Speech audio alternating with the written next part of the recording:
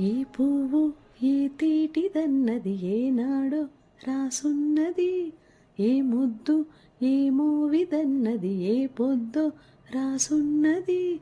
బందాలే పెనవేయు వయసుకు అందాలే దాసోహమనగా, మందారం విరబూయు పెదవులు మధువులనే చవి చూడమనగా, పరువాలే ప్రణయాలై స్వప్నాలే స్వర్గాలై, ఎన్నెన్నో శృంగార లీలలు కన్నుల్లో రంగేలి అలదెను.